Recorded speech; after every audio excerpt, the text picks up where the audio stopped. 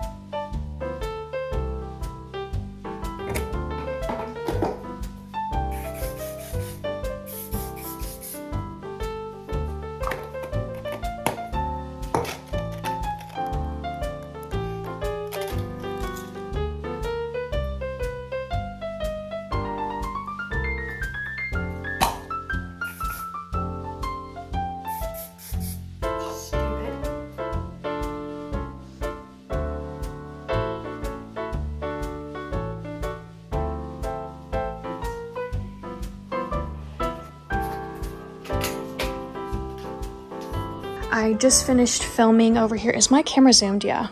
I just finished filming one video, but it's a pre-filming day, so I have to film a second one. But right now I had to stop because I have to take the puppy to the vet. First vet appointment, and yeah, you know, just get in the system, you know, get the schedule for the shots and all of that. So, and right now I'm kind of like not saying the gender, because I was also going to do like a gender reveal, but I forgot to get the balloons at Dollar Tree, so I'm probably going to have to run out tomorrow and get it for the video. But I just need this video to come out so that I don't have to like stumble on my words. But I wanted to show you guys my outfit. So I've got on just leggings and then this beautiful top, which I think I got this at TJ Maxx or something. Where did I get this? It was in a video, but, and then as you know, I'm always very sporty casual, and it's just some gold earrings, and then that's pretty much it. Trying to be casual because I know the puppy's gonna chew on things, so I'm trying not to wear, you know, too much. But anyways, going to take the puppy to the vet, and got a new vet. I said this in a lot of my hauls. If you've been following me for a really long time, I started off liking Loxie's vet, and then they lost me when Loxie's stomach, this whole stomach thing in the last house. But anyways, long story. So, yeah, they're not going to be the vet anymore. So anyways, this is the outfit.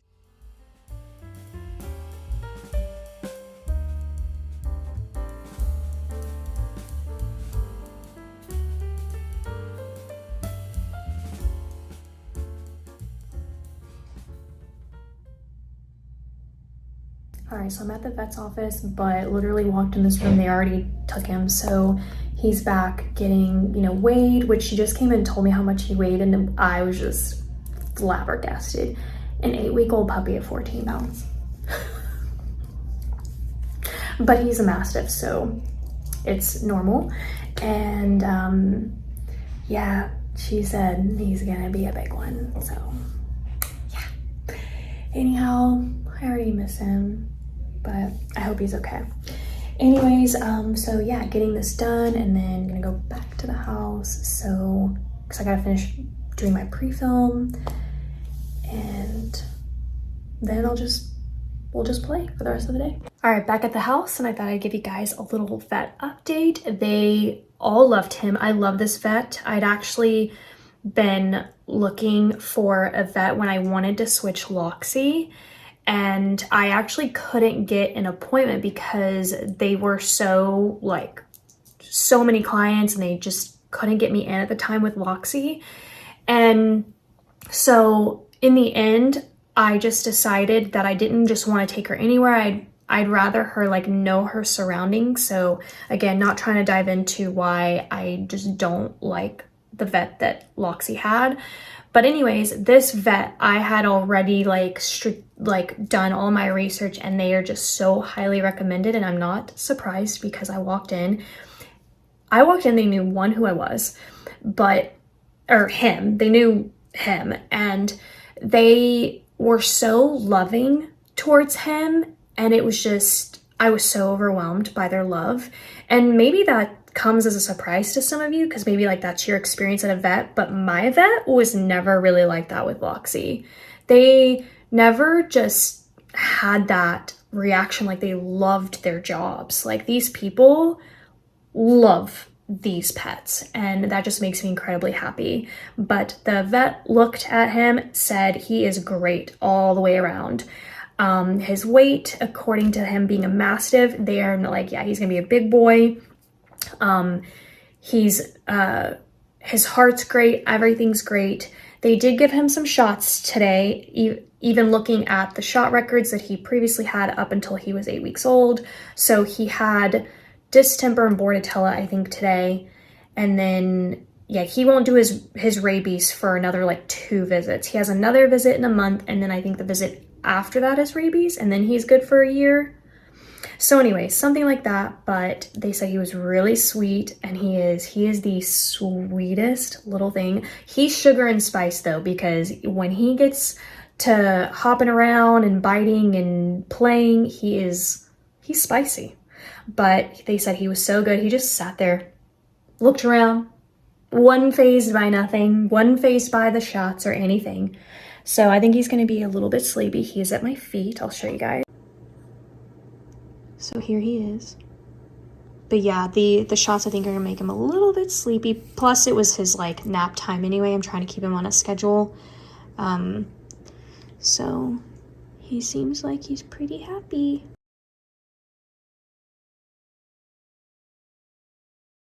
Alright, so this part of the vlog is going to be the book review on this right here. So if it's not up your alley, this is basically where the vlog portion ends. I just know a lot of you really love certain videos that I used to do a lot and I stopped doing, but the best way for me to do this is not to make them their own separate videos, just kind of add them to the end, but I do add it in the subject title of my videos so that you know where the book reviews are. They're not buried, in certain vlogs. I'll title the vlogs with it at the end. Anyways, so I also decided, since my last book review, how I'm going to do this is I'm just going to talk about the book in full without not giving spoilers away. So if you have not read this and you don't want me to spoil it, then stop the video, go read this. I'll link it down below for you guys in case you don't have a copy of it, and come back when you're kind of ready to hear my thoughts about it. So we're doing another Julie Garwood. I love her so much. Her and Joanna Lindsay, top notch.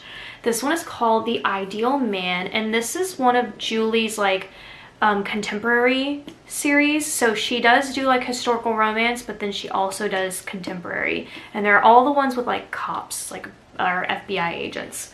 That's really where she's taken this, and it's not usually my cup of tea, but Julie Garwood, her plots are so good. You can't help but love this book. I feel in general, if you have never read Julie Garwood or Joanna Lindsay, but you do love romance, like you might really find this very enjoyable. It's definitely not like 50 Shades of Grey content. There is adult content, but it's not like on that level. And while I love Christian Grey, like he's just gorgeous, I still preferred the movies over the books.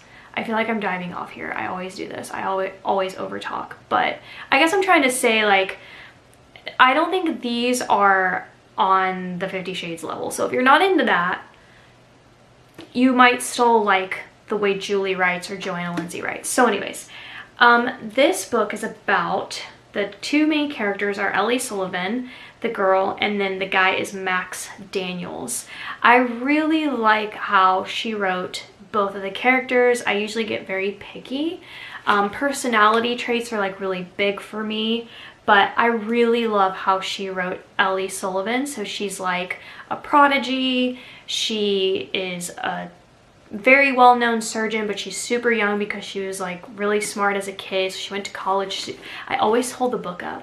Max Daniels is the FBI agent, and basically he's been trying to catch this like notorious Bonnie and Clyde type team, and she gets out of a surgery. She's basically like going for a jog in this park, and she's like witness to the crime. So Max, what I really like about him is like he immediately is protective over her. And I honestly, like, I love when things just kind of get to the point. Not to compare romance novels to like the Hallmark Channel, but I feel like with the Hallmark Channel and those movies, they literally wait, and you can mark my words because you can go time this, the last 10 seconds, and sometimes it's not even 10 seconds, like that's when the characters get together and it's like the first time they kiss. Like that's great, like, but like sometimes I need that up front, like let's just, we all know, you know, really how this is gonna kind of end. So I do appreciate when the characters don't always struggle, you know, like with how they feel. Like that isn't part of like how she wrote this. So I really like that they just like immediately kind of have this connection. And he, like, what really comes to my mind is there's this one way that she wrote in here where Max has to take her in to identify the criminals basically, and through like pictures, because they haven't caught them, they escaped once again, and he doesn't want her to like be able to identify them because witnesses that have identified them have gone missing. They basically keep getting like murdered because these criminals are finding out who the witnesses are, they find them, they track them, they kill them. And so he's like already feeling protective of her, so he's like basically doesn't want her to be able to identify them because then she'll be labeled as a key witness and blah blah blah. Now the other thing I love about Julie Garwood is that she will write plots within plots, and I love that. So not only so the criminals that she witnesses kind of thing, that's part of like Max's plot. Then there's actually one separate one for Ellie herself. So she hasn't basically decided which hospital she wants to work in because she has like a stalker situation since she was like a little girl, to the point where he like became very obsessive. He even like tried to kill her multiple times. She ended up in the hospital, like almost died kind of thing. And he was put away several times, and you know, she still like doesn't know where to settle with her life because she's like constantly trying to follow where he is.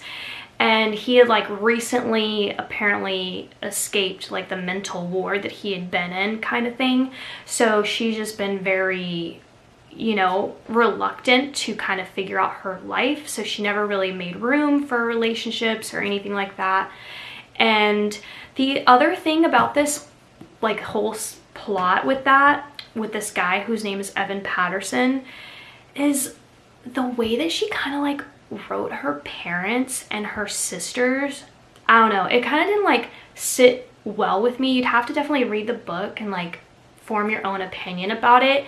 But this poor girl, Ellie, is the one who's going through all this. And actually the way that Julie wrote Max says like everything that you like want to say to Ellie herself, because Ellie feels guilty she feels guilty that, like, you know, she's done all this to her sisters and traumatized them. But I'm like, you didn't do that. You were just a little girl. Like, you know, it's not your fault that this guy is crazy and did that to you.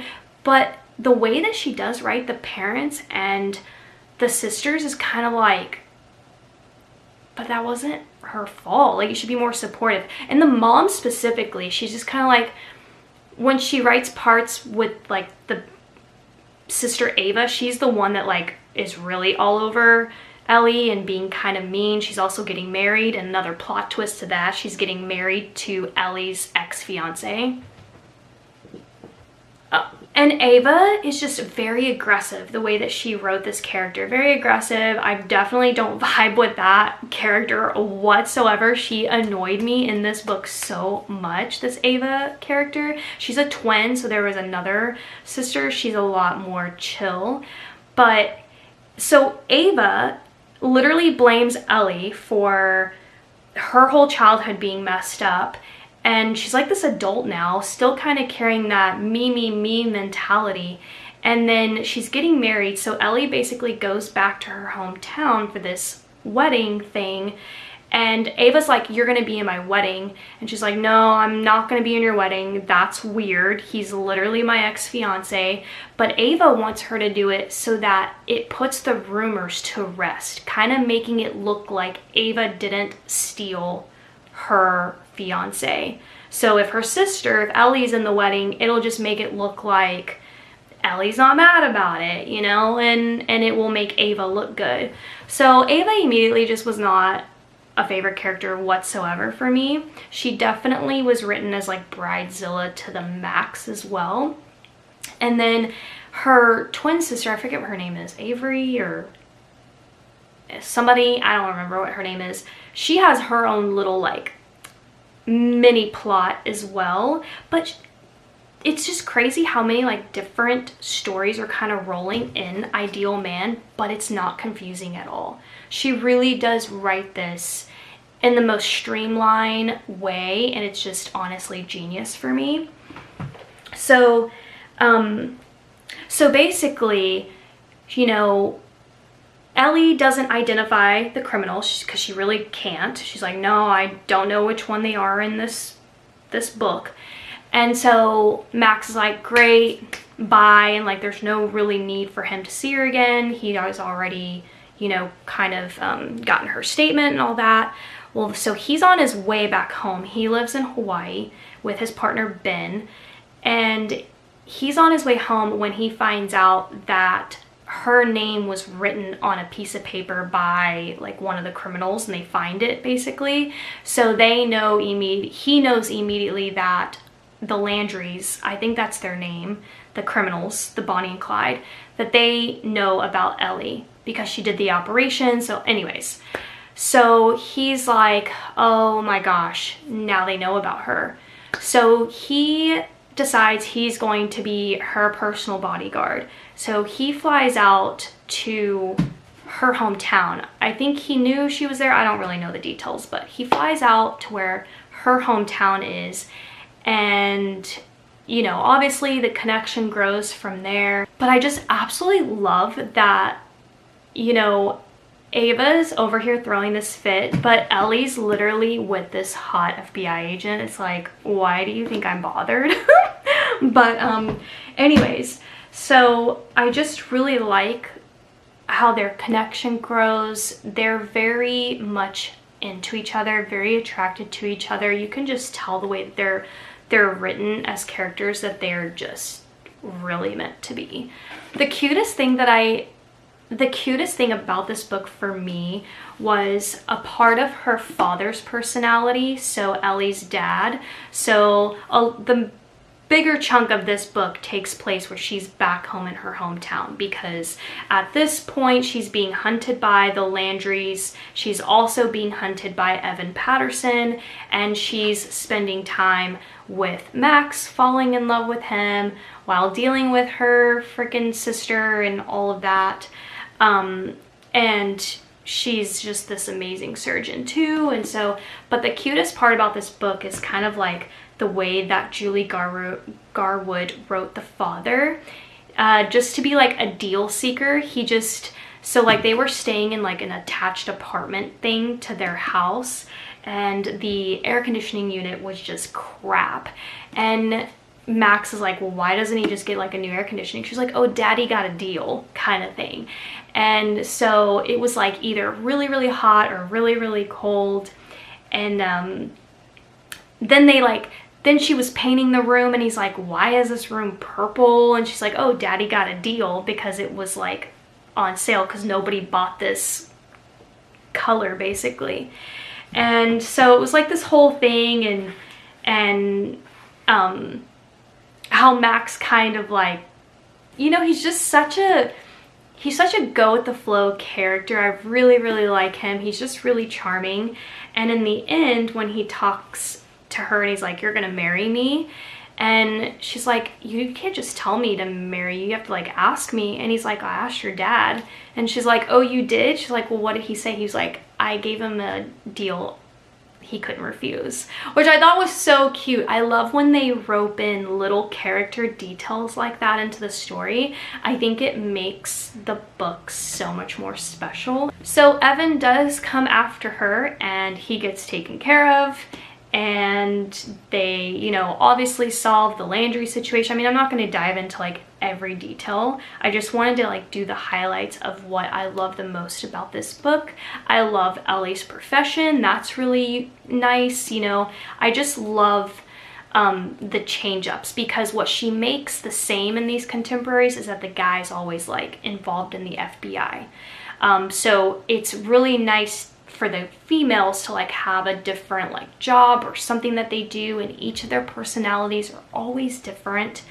Ellie's very smart, she's very sweet, she's not aggressive, she's not like over the top, she's not overly outgoing, which I love those characteristics. That's just not how Ellie was written, so I do like the change up there. And my favorite part, like one of my favorite parts about this book, is Max's brother. So Max has his own like background story. He was actually adopted by a family, and so when he first shows up, you know, to her hometown, and her dad's like grilling him and asking him about his life, and he's like, oh, you're Max Daniels. And so he's like, oh, you know, do you have any siblings or whatever? And Ellie doesn't know anything about him. You know, she knows she's attracted to him, but she doesn't know all these personal questions, so she's finding out along with her family. But she's told her parents that she's with him because she didn't want them to freak out because of the Evan Patterson thing. So this FBI agent shows up. It puts a lot of stress on her family. So she's like, oh, I'm dating him. He's not here because of Evan. I'm dating him. So she does this little like fib, and so Max goes along with it very, you know, gracefully. And so the dad is asking him like, oh, do you have siblings? And he's like, yeah. So he names all of his brother's names, and he goes, oh, Simon Daniels. He was like, that's the name of Ellie's favorite quarter NFL player. And she drafts him in every fantasy football team that she has. So the dad is telling Max this about his daughter, and Ellie's like embarrassed, but she's like, oh yeah, like I love Simon Daniels, and like, you know, blah blah blah. She's like gushing about this NFL player. It turns out that Simon Daniels is his brother. He's adopted, not Simon, but his brother. And so she just freaks out over that, and then Simon kind of has like this hypochondriac character. So when he starts like texting with Ellie, he's like, oh, you know, I have like these lumps in my hands, but it's like ends up being calluses, which is just funny how she writes the characters. It started to get dark in here, so I had to open up my blinds, but I just feel like I could go on and on about this book. Like you've kind of maybe picked up on, there's just a lot of moving parts to this, but it really is not frustrating to read. It doesn't feel like you're getting overloaded with information at all. Like it's just such a good, pleasant book to read, and it's just so nice. You know, it's fall, pick up a good book. If you just need a recommendation, I love Ideal Man. Like, I would not do a book review. I would. Like, if I didn't like the book, I'd tell you guys, but then like review it. But this one I like. This one I would definitely read, especially if you're into like the same books that I am and you haven't read this one. You will truly like it. The one thing I didn't like, so I'll dive into that. I didn't like how he literally doesn't communicate with her for a whole month at the very end. So after Evan is taken care of, there's that dramatic final scene. He dies. He gets shot. Basically, Max shoots him. And then the Landrys get put away, and so she does have to go to court and testify, which is fine because they get put away for life. And then but that's after, though. So Evan gets taken care of, and then he goes away. Max leaves and has to go finish his case with the Landrys. And he doesn't contact her for a whole month. Now, he is undercover, so he really couldn't, like, use a phone. But, like, at some point, like, you're going home. Like, you know, like, you are taking a shower at some point. You could have, like, texted the girl. Like, that's just, like, the thing I didn't like about it. And she flies to Hawaii to testify. So this is a month later. She hasn't heard from him. She's like, okay, I'm gonna move on. And then she sees him. She's like, oh my God, like, she has like that reaction because she's in love with him. And he just basically is like, I love you, we're getting married. And I love that, right? Yay, thumbs up. But like,